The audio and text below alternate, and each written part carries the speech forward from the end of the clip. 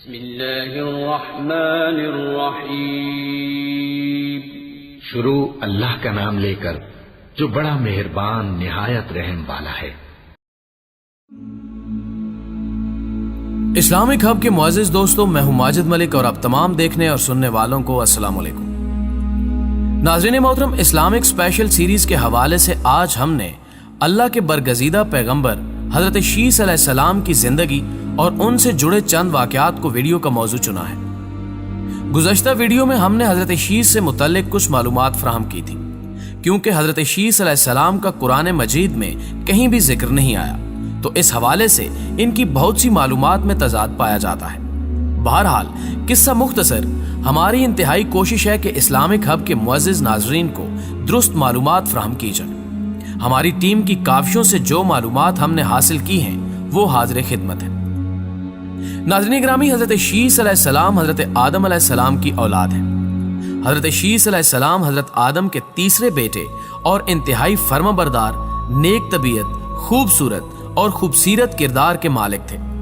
اسی بنا پر حضرت آدم علیہ السلام نے اپنا تمام تر علم حضرت شیس علیہ السلام کو عطا فرمایا اور ہر اچھی چیز کی تعلیم فرمائی، اور دن رات کے مختلف اوقات میں کی جانے والی عبادات بھی سکھا دی۔ یوں حضرت آدم علیہ السلام کی وفات کے بعد حضرت شیس علیہ السلام اللہ کے دوسرے پیغمبر بنے۔ اللہ رب العزت نے بنی نوع انسان کی رہنمائی کے لیے اپنے برگزیدہ پیغمبر اور رسول بھیجے، جن کی تعداد تقریباً 1,24,000 ہے۔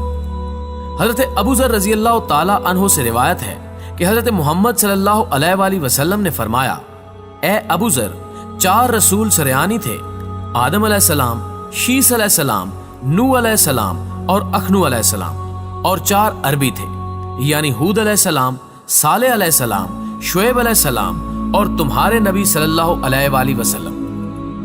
بنی اسرائیل کے پہلے نبی موسیٰ علیہ السلام اور آخری عیسیٰ علیہ السلام تھے۔ حضرت ابو ذر سے ہی روایت ہے کہ آپ صلی اللہ علیہ وآلہ وسلم نے فرمایا کہ اللہ تعالیٰ نے 100 صحیفے اور 4 مصحف نازل کیے، جن میں 50 صحیفے حضرت آدم علیہ السلام کے بیٹے شیس علیہ السلام پر، 10 حضرت ابراہیم علیہ السلام پر اتارے اور 30 اخنو علیہ السلام پر۔ تورات، زبور، انجیل اور قرآن یعنی قرآن مجید 4 مصحف ہیں۔ موسیٰ علیہ السلام کے مصحف میں نسائے ابر ہے۔ معزز دوستو، سیرت الانبیاء کی کتابوں میں تحریر ہے کہ حضرت شیس علیہ السلام حسن و صورت اور سیرت میں حضرت آدم علیہ السلام کے مشابہ تھے، اور حضرت آدم علیہ السلام تمام بچوں سے زیادہ حضرت شیس علیہ السلام سے پیار محبت اور شفقت کرتے۔ اسی بنا پر حضرت آدم علیہ السلام نے حضرت شیس علیہ السلام کو اپنا جانشین مقرر کیا اور حضرت شیس علیہ السلام کے حق میں دعائے خیر و برکت فرمائی۔ کہا جاتا ہے کہ ہم سب حضرت شیس علیہ السلام کی اولاد میں سے ہیں، اور دنیا میں جتنے بھی انبیاء آئے وہ سب حضرت شیس علیہ السلام کی اولاد ہیں، کیونکہ حضرت آدم علیہ السلام کے ایک بیٹے حابیل تو قتل ہو گئے اور قابیل نے اپنی شیطانی دنیا بسا لی۔ ایک روایت ہے کہ حضرت شیس علیہ السلام ایک طویل مدت تک مکہ مکرمہ میں رہے اور پتھر اور چکنی مٹی سے اللہ کے گھر کی تعمیر کی، جو طوفان نوح کی وجہ سے ختم ہو گیا اور وہاں مٹی کا ایک ٹیلہ بن گیا۔ لیکن مورخین کو اس بات پر اعتراض ہے کہ حضرت ابراہیم علیہ السلام سے پہلے کسی کا بھی مکہ مکرمہ میں آنا نہیں ہوا اور بیت اللہ کی تعمیر کرنا ثابت نہیں ہے۔ اب سوال یہ اٹھتا ہے کہ کیا حضرت شیس علیہ السلام حضرت آدم علیہ السلام سے بھی پہلے مکہ مکرمہ آئے تھے؟ اس کا جواب خاصا مفصل ہے، تو آئیے ذرا اس کے پس منظر میں جھانکتے ہیں۔ معزز خواتین و حضرات، قرآن مجید کی سورہ الانعام میں اللہ نے مکہ مکرمہ کو ام القری یعنی انسانی بستیوں کی ماں کہا ہے، اور سورہ آل عمران میں ہے، مکہ مکرمہ میں قائم خانہ کعبہ لوگوں کے لیے اولین عبادت گاہ ہے۔ بے شک جو سب سے پہلا گھر جو لوگوں کی عبادت کے لیے بنایا گیا وہی ہے جو مکہ مکرمہ میں ہے، برکت والا ہے اور سارے جہان والوں کے لیے مرکز ہدایت ہے۔ خانہ کعبہ کی پہلی تعمیر ملائکہ نے کی، اور پھر جب حضرت آدم علیہ السلام مکہ مکرمہ کی سرزمین پر تشریف لائے تو انہوں نے اس کی دوبارہ تعمیر کی۔ روایات میں آتا ہے کہ اللہ رب العزت نے آدم علیہ السلام سے فرمایا، اے آدم، آسمان پر جو میرا گھر ہے اس کی سیدھ میں زمین پر میرا ایک گھر بناؤ، پھر تم اور تمہاری اولاد اس کا طواف کرو جس طرح فرشتے میرے عرش کا طواف کرتے ہیں۔ حضرت محمد صلی اللہ علیہ وآلہ وسلم فرماتے ہیں کہ کہ اللہ تعالیٰ نے حضرت جبرائیل علیہ السلام کو حضرت آدم و حوا علیہ السلام کی طرف بھیجا اور ان کو حکم دیا کہ دونوں مل کر میرا گھر بناؤ، جس پر آپ علیہ السلام نے حکم کی تعمیل کی۔ لیکن طوفان نوح میں اس کے آثار مٹ گئے کہ کس جگہ خدا کا گھر ہوا کرتا تھا۔ اس کی اصل جگہ کے بارے میں کوئی یقین اور اعتماد کے ساتھ نہیں کہہ سکتا تھا۔ کعبے کی جگہ ایک سرخ ٹیلا ابھر آیا جس پر سیلاب کا پانی چڑھتا رہتا۔ لوگ صرف اتنا جانتے تھے کہ یہ کعبہ کا مقام ہے، لیکن وہ جگہ کا تعین کرنے سے قاصر تھے۔ دور دراز سے لوگ دکھوں کے مداووں کے لیے یہاں آ کر دعائیں اور مناجات کرتے جو مقبول بھی ہو جاتی تھی۔ لوگ اس جگہ کا حج بھی کرتے تھے۔ اس تفصیل سے یہ اندازہ کیا جا سکتا ہے کہ یہ لوگ آدم علیہ السلام اور شیس علیہ السلام کی نسل میں سے تھے، جو رب تعالیٰ کی وحدانیت پر یقین رکھتے تھے اور عبادات کے لیے آتے تھے۔ حضرت ابراہیم علیہ السلام کے زمانے تک کعبہ اسی حال میں رہا۔ پھر جب حضرت اسماعیل علیہ السلام اور بی بی ہاجرہ علیہ السلام کی اس میدان میں آمد ہوئی تو اکا دکا آبادیاں شروع ہو گئیں۔ پھر حضرت ہاجرہ علیہ السلام کے انتقال کے بعد حضرت ابراہیم علیہ السلام کو حکم باری تعالیٰ ہوا کہ آپ حضرت اسماعیل کے ساتھ یہاں ایک عمارت یعنی کعبہ قائم کریں۔ اس کی نشانی یہ بیان فرمائی کہ ایک بادل کا ٹکڑا بھیجا گیا تاکہ اس کے سائے سے کعبہ کی حد مقرر کر لی جائے۔ حضرت جبرائیل علیہ السلام نے سائے کے اطراف خط کھینچا اور حضرت ابراہیم علیہ السلام نے اس خط پر یہاں تک زمین کھود دی کہ بنیاد حضرت آدم علیہ السلام نمودار ہو گئی اور اس بنیاد پر عمارت بنائی۔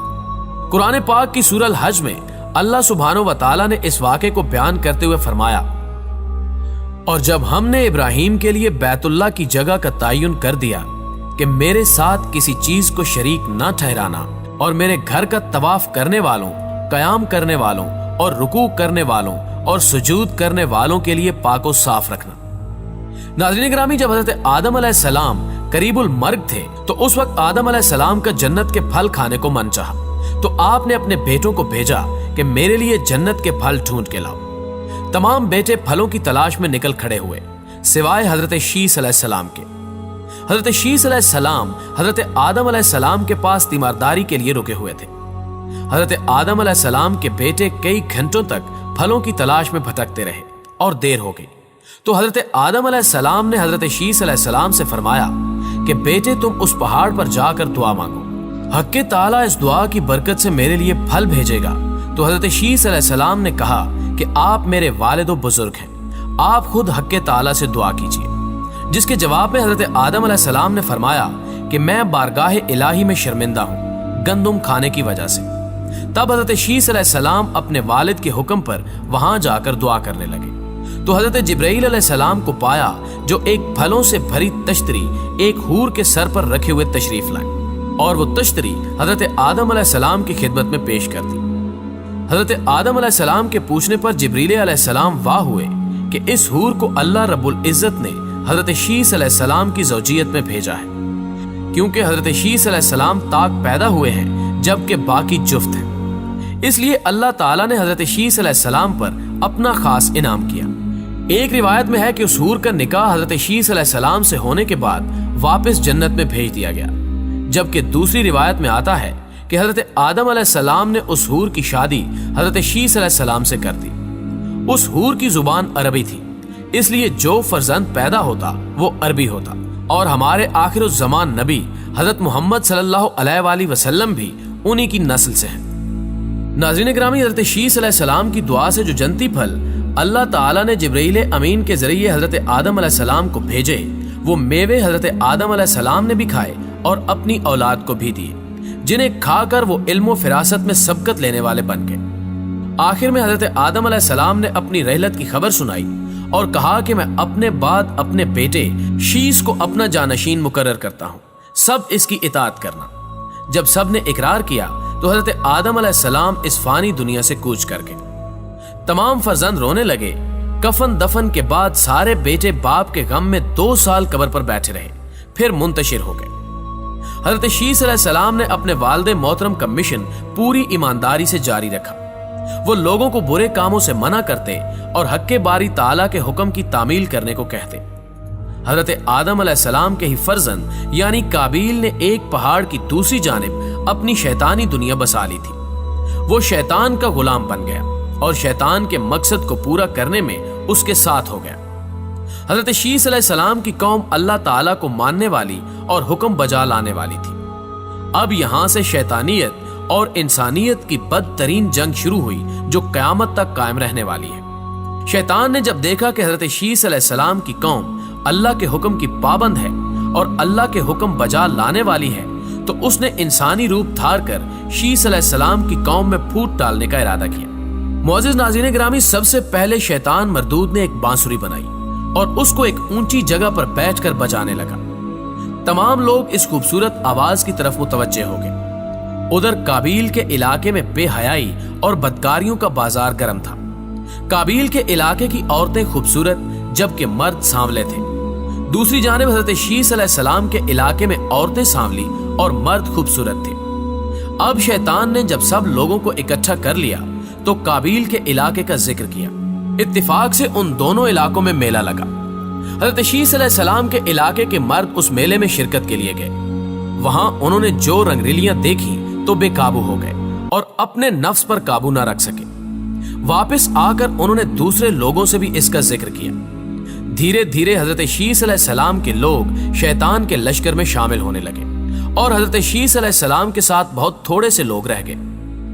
حضرت شیس علیہ السلام دن رات تبلیغ اور رشد و ہدایت کا کام جاری رکھے ہوئے تھے، مگر انسان ناشکرا جو ہوا، اللہ سبحانہ و تعالیٰ کے تمام انعامات بھول کر شیطان کی بنائی ہوئی رنگریلیوں کی بھیڑ میں شامل ہوتا چلا گیا۔ حضرت شیس علیہ السلام بہت رنجیدہ ہوئے۔ اب وقت رخصت آ گیا تو حضرت شیس علیہ السلام نے اپنے بیٹے انوش کو اپنا ولی عہد مقرر کیا۔ اس کے بعد کینان ان کے جانشین بنے، کینان کے بعد مہاویل ولی عہد بنے اور ان کے بعد یرد جانشین ہوا، اور اس کے بعد حضرت ادریس علیہ السلام کو نبوت عطا ہوئی۔ حضرت شیس علیہ السلام کی وفات 912 برس کی عمر میں ہوئی۔ معزز خواتین و حضرات، حضرت شیس علیہ السلام کے مزارات کے بارے میں تضاد پایا جاتا ہے۔ 3 مزار ان کے نام سے منسوب کیے جاتے ہیں۔ ایک مزار ملک شام کے علاقے غزد، دوسرا عراق کے شہر موصل، جبکہ تیسرا ایودھیا بھارت میں واقع ہے۔ ان تینوں مزارات میں حضرت شیس علیہ السلام کس میں دفن ہے یہ اللہ ہی بہتر جانتا ہے۔ ان میں سے موصل مزار کو عراق جنگ کے دوران شدید نقصان پہنچا۔ بعض روایات کے مطابق حضرت شیس علیہ السلام کا انتقال مکہ مکرمہ میں ہوا اور وہ وہیں سپرد خاک کیے گئے۔ ایک خیال یہ بھی ہے کہ حضرت شیس علیہ السلام کا مزار لبنان کے ایک گاؤں شیس نبی میں ہے، جہاں ان کے نام سے ایک مسجد بھی قائم ہے۔ 13ویں صدی عیسوی اور بعد کے آنے والے عرب جغرافیہ دانوں کے مطابق حضرت شیس علیہ السلام کا مزار فلسطین کے شہر رملہ کے شمال مشرق میں واقع ایک گاؤں بیت الشیس میں تھا۔ بیت الشیس 2 الفاظ بیت اور شیس کا مجموعہ ہے، جس کا مطلب ہے خانہ شیس۔ 1948 میں اسرائیل کے مرز وجود میں آنے کے بعد یہ گاؤں غیر آباد ہو گیا تھا، لیکن آج بھی یہاں 3 کونوں والا مینار حضرت شیس علیہ السلام کے مزار پر قائم و دائم ہے۔ حضرت شیس علیہ السلام کی آخری آرام گاہ کے بارے میں ایک بیان اور بھی ہے کہ وہ اپنے والدین کے ساتھ کوہ ابی قبیس میں مدفون ہیں۔ معزز دوستو، ہماری ٹیم کی کوششوں سے جو بھی معلومات میسر آئیں مستند روایات ہیں، پھر بھی اللہ رب العزت سے دعا ہے کہ اس میں کمی بیشی اور مغالطن غلطی کو معاف فرمائے، آمین ثم آمین۔ آخر میں صرف اتنا ہی کہ ویڈیو پسند آنے کی صورت میں سے لائک کیجیے اور اسلامک ہب کی ویڈیوز تسلسل کے ساتھ دیکھنے کے لیے ہمارے اس چینل کو سبسکرائب کرتے ہوئے ساتھ موجود گھنٹی کے بٹن کو بھی ضرور دبا دیں۔ اگلی ویڈیو تک کے لیے آپ کا، ہمارا، ہم سب کا خدا نگہبان۔